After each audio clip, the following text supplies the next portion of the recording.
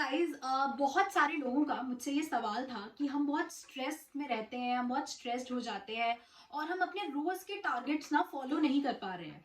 तो हम क्या करें?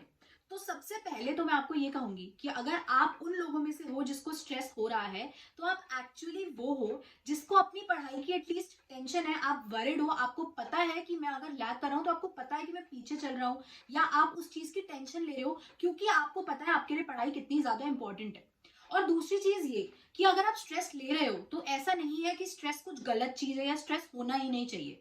स्ट्रेस एक बहुत अच्छी चीज है, और स्ट्रेस अगर होगा तो आप बहुत केयरफुल रहोगे, आप बहुत रेगुलर रहोगे। तो इसका मतलब ये नहीं सोचना है कि अगर मुझे स्ट्रेस हो रहा है तो यार स्ट्रेस क्यों हो रहा है। स्ट्रेस तो होगा, अगर आप इतनी पढ़ाई कर रहे हो, आप 2 साल इतने बड़े कॉम्पिटेटिव एग्जाम के लिए जहाँ इतने सारे 15 लाख बच्चे अपियर करते हैं, उसमें अगर आपको 1000 में रैंक लानी है, 2000 में रैंक लानी है, तो आप स्ट्रेस में तो आओगे, वो तो डेफिनेट सी बात है। लेकिन ऐसा नहीं होना चाहिए कि वो स्ट्रेस इतना बढ़ जाए कि आपको पढ़ने ही ना दे।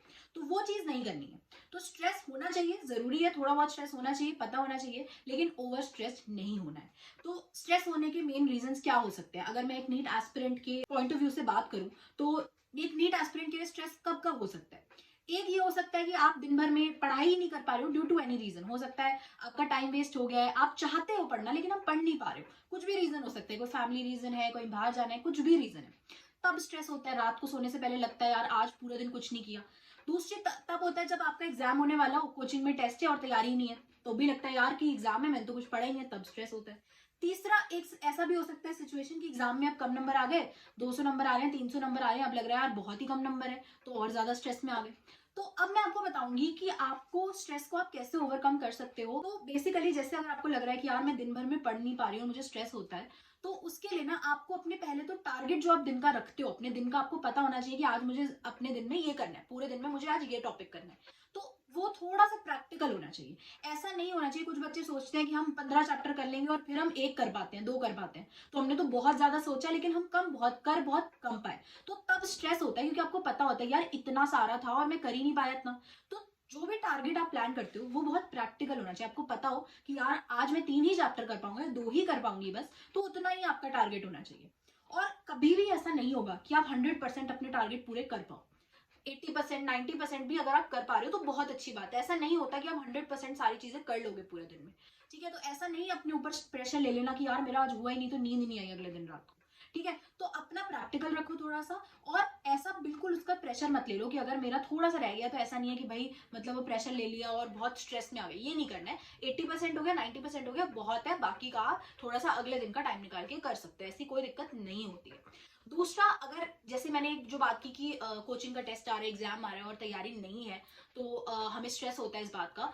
तो अगर आप रेगुलर हो और आप जैसे मैंने बताया पहले वाले पॉइंट में कि पूरे दिन का आपका प्रॉपर प्लान है, प्रॉपरली आप हर रोज पढ़ रहे हो, रेगुलर हो, तो कभी भी ऐसी सिचुएशन आएगी ही नहीं कि एग्जाम हो और आपकी तैयारी ना हो। मैंने जब ड्रॉप लिया था और मेरी जब तैयारी मैंने की थी, तो मैंने एक जो सबसे मेजर चेंज अपने अंदर लाया था वो ये था कि मैं बहुत रेगुलर थी कि जो जिस दिन पढ़ाया जाता था वो उसी दिन घर पे आके कर लेती थी। और मतलब ऐसा भी नहीं कि अगले दिन पे टाल दिया, उसके अगले दिन, ऐसा नहीं, जो पढ़ाया उसी दिन आके रिवाइज कर लिया, उसी दिन उसके क्वेश्चंस कर लिए। तो जब भी मेरा कोई भी टेस्ट होता था कोचिंग में, उससे पहले मेरा सिलेबस हुआ हुआ होता था।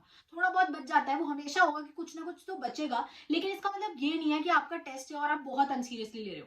अगर आप रेगुलर हो, कभी भी कोचिंग के टेस्ट में ऐसा नहीं होगा कि आपको सिर्फ 50% करके जाना पड़े। आपको रेगुलर ही तो रहना, यही तो चीज सीखनी है। जब आप एमबीबीएस में भी आओगे तब भी ये चीज आपके काम आएगी कि आपको कितना रेगुलर रहना है चीजों के लिए। तो रेगुलर अगर आप अभी तक नहीं रहे हो, अभी भी लेट नहीं हुआ है, अभी तक अगर आप रेगुलर नहीं थे, आज से अभी से रेगुलर हो जाना बस।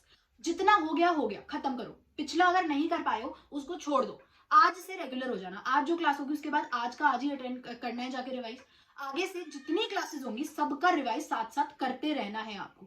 तो आपका जो पीछे का बैकलॉग बचा होगा वो आप धीरे धीरे करके कर लोगे, लेकिन इसके आगे का आपका वेस्ट नहीं होगा। तो ये बात ध्यान रखना आपको कि अब से रेगुलर हो जाओ अगर अभी तक नहीं थे, तो ये प्रॉब्लम ही नहीं आएगी। और जैसे कि अगर आपके कभी भी किसी टेस्ट में मार्क्स कम आते हैं, तो आपको मैं हमेशा यही बात बोलती हूँ, आज फिर से यही बात बोलूंगी, चाहे नंबर ज्यादा आए या फिर नंबर कम आए, हमारे लिए एक चीज कॉमन होनी चाहिए कि हम अपनी पढ़ाई नहीं छोड़ेंगे। ज्यादा नंबर आते हैं तो भी बच्चे बहुत ओवर कॉन्फिडेंट हो जाते हैं। मैं भी एक पॉइंट ऑफ टाइम पे हो जाती थी कि यार मेरे इस बार इतने अच्छे नंबर आ गए, 2 दिन पढ़ाई नहीं की। तो ये नहीं करना है, ना तो ओवर कॉन्फिडेंट होना है और ना ही स्ट्रेस में रह के आगे के पेपर्स खराब कर लेने हैं। जब भी आप एग्जाम देते हो हमेशा यही सोचना है कि आज मुझे पता लगाना है जो मैंने चैप्टर किया उसमें मैं कहाँ गलती कर सकती हूँ या मुझे क्या नहीं आता है। मुझे लग रहा है मैंने सब कुछ किया है, मैं पूरा चैप्टर अच्छे से पढ़ के गई हूँ, अब मेरी कहाँ गलती होती है। तो ये चीज ढूंढने की उससे टेस्ट दिया करो तो आपको स्ट्रेस नहीं होगा। मेरे को बहुत ज्यादा स्ट्रेस होता था पहले अटेम्प्ट में। जब मेरा पहला नीट का अटेम्प्ट था तो मुझे काफी ऐसी प्रॉब्लम्स थी कि मेरे को नींद नहीं आती थी, मैं बहुत स्ट्रेस्ड रहती थी। लेकिन जब मैंने ड्रॉप लिया था ना तो मैंने यही सोचा था कि मैं खुद को प्लान ही ऐसे करूंगी, जैसे मेरा पूरा दिन प्लान ही ऐसा होगा कि रात को मुझे स्ट्रेस कभी हो ही ना, क्योंकि मैं पूरे दिन इतने अच्छे से पढ़ूंगी कि मुझे कोई स्ट्रेस होगा ही नहीं। तो आपको ना अपनी तैयारी इतनी अच्छी रखनी है कि आपको स्ट्रेस ना हो। ठीक है, तो आई होप आपको ये वीडियो पसंद आई हो और मेरी वीडियो से आपको हेल्प मिल रही हो। अगर आपको मेरी वीडियो जेन्युइनली पसंद आए तो इस चैनल को सब्सक्राइब जरूर कर देना, अपने दोस्तों के साथ शेयर कर देना। टेलीग्राम चैनल भी आप ज्वाइन कर सकते हो, वहाँ मेरे नोट्स और जो भी स्टडी मटेरियल है वो मैं अपलोड करती रहती हूँ। एंड इंस्टाग्राम पे भी आप मुझे फॉलो कर सकते हो। So see you guys, stay happy, stay healthy and study smart.